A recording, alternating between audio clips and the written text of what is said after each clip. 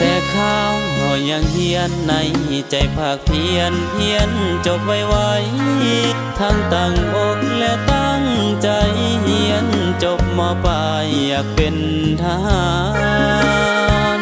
ถ้าเห็นศักดิ์ศรีด้านเอานี้มาหลายตำนาน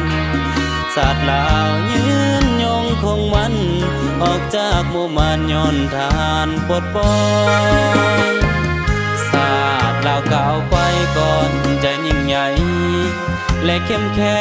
งก็ย้อนทหารลาวออกแห้งเป็นกำแพงต่อสู้เก่งกล้ากำปืนยืนยามเหตุตามพักลัดนำพาโอ้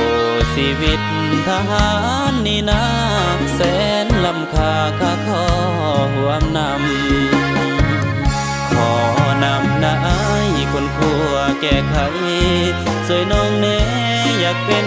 ทหารแท้ๆอยากใส่ลายเดสุดลายสุดเขียวอยากมีปืนนากาเป็นของน้องนาป้องกันศาสตร์แน่นเหนียว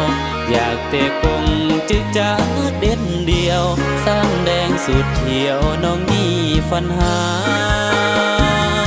ถ้าเป็นดังฝันจะขอสาบานต่อศาสตร์ว่าจะเป็นนักรบ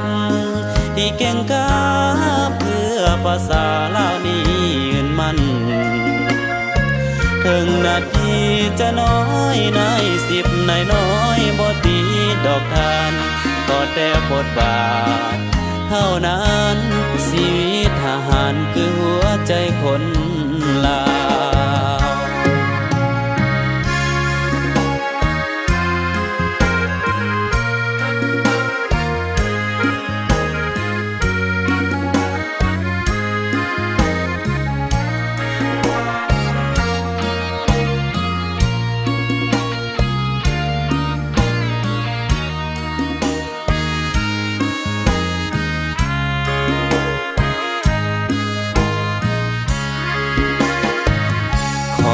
นำนายคนขัวแก้ไข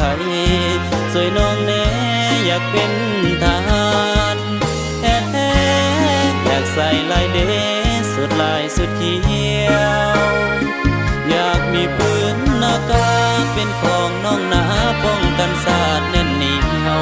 อยากเตะกงจึกจะเด่นเดียวสั้นแดงสุดเขียวน้องมีฝันหาถ้าเป็นดังฝันจะขอสาบานต่อศาสตร์ว่าจะเป็นนักรบที่เก่งกาจเพื่อภาษาลาวนี้ยืนมั่นถึงนาทีจะน้อยนาย10นายน้อยบ่ตีดอกทานก็แต่บทบาทเท่านั้นชีวิตทหารคือหัวใจคนลาว